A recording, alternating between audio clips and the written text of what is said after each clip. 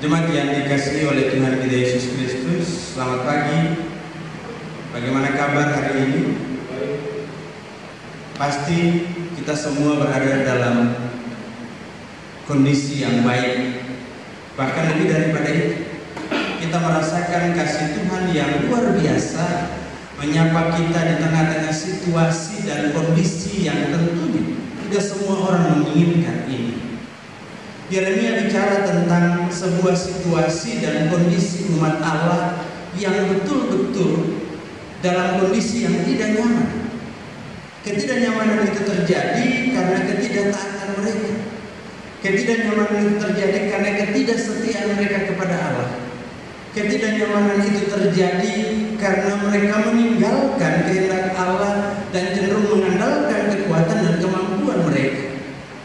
Sehingga ada saat di mana ketika kita melihat bahwa ada tiga situasi yang terjadi. Tiga situasi yang terjadi. Yang pertama, bahwa bangsa Israel menggambarkan dirinya yang harus menghadapi perubahan dari yang dahulu menikmati kejayaan, kini menghadapi penjajahan, menghadapi kesunyian kota Yerusalem, ditinggalkan baik karena penduduknya sebagai tawanan dan dibuang, juga karena tidak ada yang datang mengunjungi bait Allah untuk melaksanakan perayaan keagamaan. Yang kedua adalah seteru. Mereka adalah teman, bahkan kekasih yang berubah menjadi lawan. Bapak Ibu yang dikasihi oleh Tuhan kita Yesus Kristus, tetapi ada juga seteru yang sejak awal. Para seteru ini tampil dengan merampas, menawan, menertawakan, bahkan menggoda kekasih agar berubah menjadi lawan. Yang ketiga, Tuhan dikatakan sebagai penyebab dari kesengsaraan, dari penderitaan yang dialami, yang membuat bangsa Israel merana, menimpakan kesedihan, menyerahkan ke tangan orang-orang yang sangat berkuasa, bahkan membuang semua melawan Israel. Bapak Ibu yang dikasihi oleh Tuhan kita Yesus Kristus, sebuah gambaran situasi yang kita rasakan akhir-akhir ini juga tentu membuat kita merasa tidak tenang. Ketika kita bicara tentang tekanan, ketika kita bicara tentang penderitaan, ketika kita bicara tentang di dalamnya kita harus membangun sebuah kerinduan untuk tetap dekat dengan Tuhan.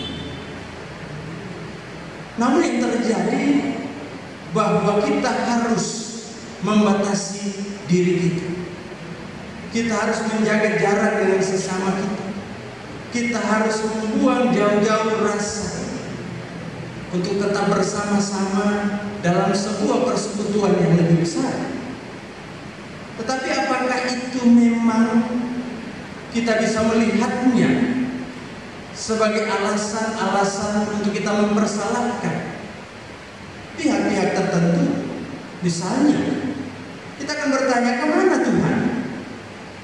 Sehingga membiarkan situasi dan kondisi dunia, bangsa, bahkan gereja ini berada dalam situasi yang tidak menyenangkan. Kita kehilangan persekutuan, tetapi bukan kehilangan keluarga, Bapak Ibu. Kita boleh kehilangan persekutuan, tetapi kita tetap bisa bersekutu di tengah-tengah keluarga. Kalau dulu Bapak Ibu, pepatah mengatakan bersatu kita teguh, bercerai kita runtuh. Tetapi di tengah-tengah suasana situasi ketika virus corona ini semakin merajalela menguasai dunia ini, yang terjadi apa? Itu dibalik. Ketika kita bersatu, maka kita akan runtuh. Tapi justru ketika kita berpisah, kita akan kuat. Tetapi memaknainya sungguh sulit, Bapak Ibu. Lalu kita bertanya kepada diri kita, apakah ini terjadi karena dosa kita? Karena ketidaktaatan kita kepada Allah? Atau karena memang kita sudah terlalu jauh meninggalkan Allah beserta dengan kehendaknya dalam kehidupan kita sebagai orang percaya? Mungkin kita perlu merenungi apa yang terjadi dalam kehidupan umat Tuhan dari masa ke masa. memaknai Minggu Prapaskah kedua, lebih di mana kita bersungguh-sungguh menghayati bagaimana Kristus meninggalkan dunia ini masuk dalam kehampaan dunia. Sebuah situasi di mana dia harus berjuang sendiri untuk mengalahkan maut bagi kemenangan orang banyak. Ketika dari hari ke hari kita diperhadapkan juga dengan himbauan surat baik dari pemerintah pusat, pemerintah daerah, bahkan dari majelis sinode sebagai gereja yang bertanggung jawab untuk mengatur dan menata pelayanan di tengah-tengah kehidupan persekutuan, juga menyampaikan pesan yang sama agar kita bisa menahan diri. Kita diam di rumah kita masing-masing. Apakah kita melihat ini sebagai hukuman Tuhan? Atau kita melihatnya dengan cara yang berbeda, bahwa Allah mau memakai situasi ini untuk membaharui hubungan pribadi kita dengan Allah, membaharui hubungan keluarga satu dengan yang lain, bahkan keluarga dengan Allah. Nah, ketika kita bisa memaknai itu dalam kehidupan ini, maka hal terpenting bahwa pelayanan itu menjadi sesuatu yang harus menjadi perhatian kita bersama.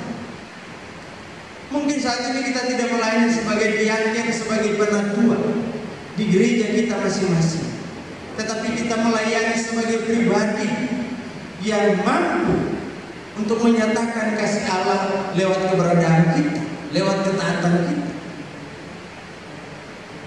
lewat kemauan kita untuk tunduk kepada apa yang menjadi perintah. Bapak Ibu jemaat yang dikasihi oleh Tuhan kita Yesus Kristus, virus corona atau COVID-19 ini menjadi ancaman yang luar biasa bagi dunia saat ini.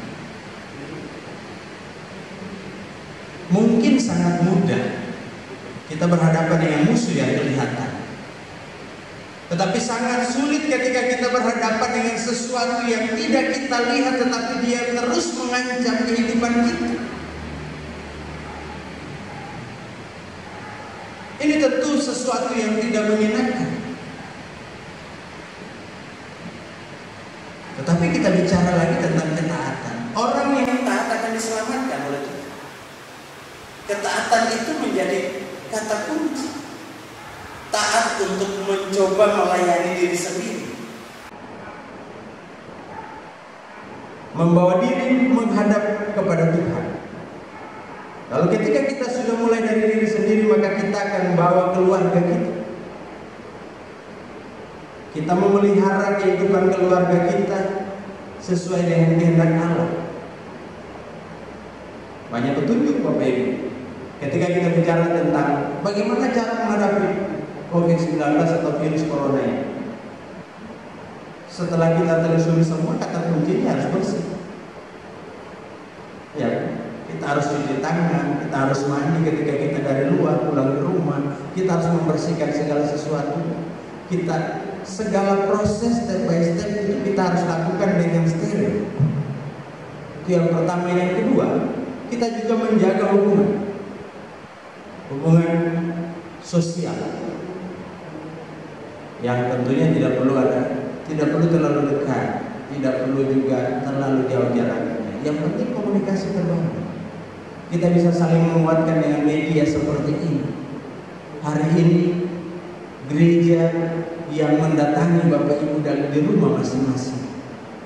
Allah hadir dalam persekutuan di rumah tangga kita masing-masing. Karena Allah tidak ingin kita binasa.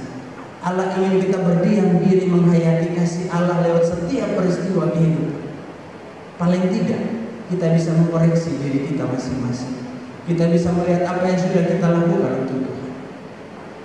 Sehingga di dalam derita, dalam pergumulan saat ini, mari kita hayati kehadiran Allah lewat persekutuan kita masing-masing. Media sosial sudah menjadi alat yang Tuhan pakai juga untuk menghadirkan sukacita dan damai sejahtera, untuk menghadirkan pelayanan di rumah-rumah tangga orang-orang percaya, sehingga keselamatan itu akan tetap kita jaga dan pelihara dalam kehidupan kita. kita mungkin diasingkan dari dunia yang kita bilang dunia ini adalah dunia yang penuh dengan kebersamaan manusia sebagai makhluk sosial.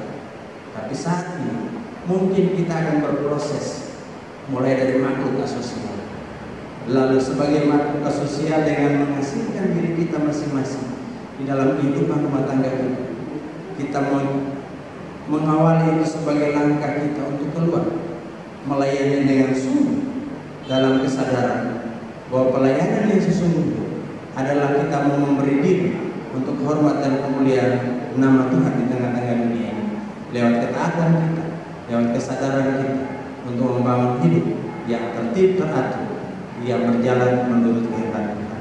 Dengan demikian maka kita percaya bahwa Allah memakai kita juga untuk menyelamatkan dan membebaskan dunia ini dari tantangan dan pergumulan yang terjadi saat ini.